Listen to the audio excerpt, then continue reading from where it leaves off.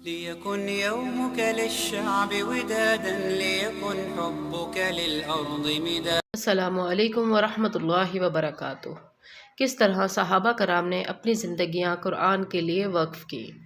حضرت زید بن ثابت رضی اللہ عنہ شدید خواہش کے باوجود کم سنی کے باعث غزوہ بدر میں شریک نہ ہو سکے، جس کا انہیں شدید رنج تھا۔ رسول رحمت صلی اللہ علیہ وسلم کی قربت حاصل کرنے کے لیے ایک روز اپنی والدہ کو ساتھ لے کر بارگاہ نبوت میں حاضر ہوئے۔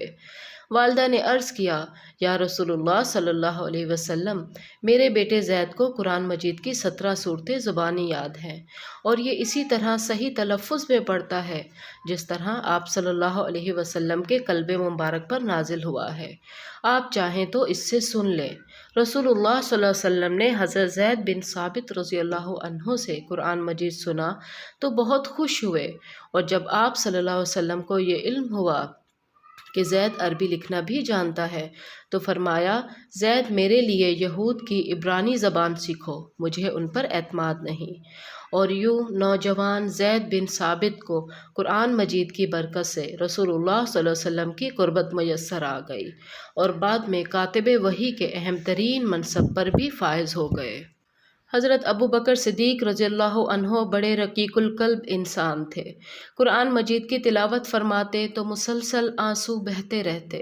تلاوت میں اس قدر رقت ہوتی کہ مشرکین مکہ کے بچے، عورتیں اور مرد جمع ہو جاتے اور کھڑے ہو کر قرآن مجید سنتے رہتے۔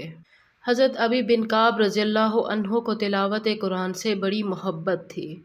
صحیح تلفظ اور خوبصورت آواز میں تلاوت فرماتے۔ اللہ تعالیٰ نے رسول اللہ صلی اللہ علیہ وسلم کو حکم دیا کہ ابی بن کعب کو قرآن مجید پڑھ کر سناؤ۔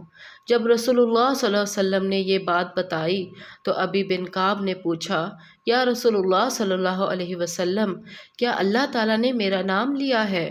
آپ صلی اللہ علیہ وسلم نے فرمایا، ہاں، اللہ تعالیٰ نے تمہارا نام لیا ہے۔ حضرت ابی بن کعب یہ سن کر خوشی سے رونے لگے۔ حضرت عمر رضی اللہ تعالی نے اپنے عہد خلافت میں حضرت ابی بن کعب کو ہی باجماعت نماز تراویح کے لیے امام مقرر فرمایا۔